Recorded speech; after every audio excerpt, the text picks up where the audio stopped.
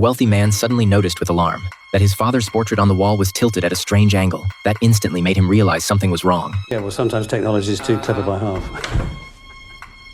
Hearing the noise, the rich man quickly went outside to check. Though the poor thief hadn't stolen anything, he had discovered a terrifying secret in the house. Just moments earlier, as the rich man drove off, the thief had climbed over the wall into the yard. He connected his phone to the mansion's Wi-Fi, ran some hacking software, and disabled the security system. Since the mansion belonged to a well-known judge, he figured there had to be valuables inside, and he was right. Once inside, he found the house filled with paintings and collectibles. But oddly, the thief hadn't broken in to steal. Instead, he targeted the homes of corrupt officials, leaving graffiti as a protest against the powerful. Just as he was about to spray paint on the wall, he heard a strange noise coming from the basement. When he realized it was just a lamp knocked over by a fan, he breathed a sigh of relief. But then he noticed something shocking. The basement was full of props and strange photos. Before he could figure out what was going on, he spotted a faint light coming from under a cabinet. It was clear there was a hidden room behind it. Driven by curiosity, Nick moved the cabinet aside and found a large door behind it. He instinctively peered through the peephole and was terrified by what he saw.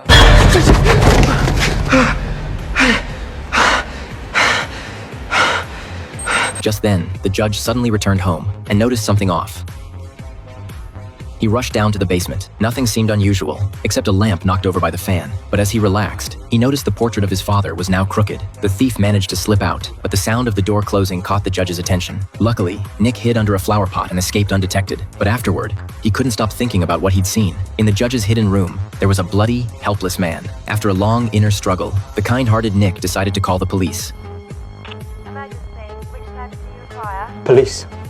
Early the next morning, 2 officers knocked on the judge's door. They said they had received an anonymous tip and needed to search every room in the house. But just as they were about to check the basement, the judge mentioned the police chief by name. Hearing that, the officers realized the judge was untouchable. They took only a quick glance at the basement and left. Nick, waiting outside, was furious they had searched nothing. Back inside, the judge stared at the crooked portrait and realized he'd had an intruder. He worried his secret might be exposed. What he never expected was that Nick would break in again that night, this time to rescue the man in the basement.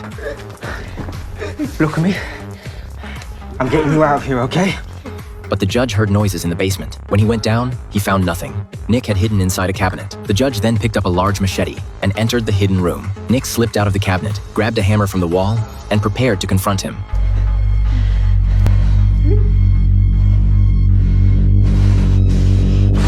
Just as he gathered his courage and rushed in, he slipped on a trail of blood at the doorway.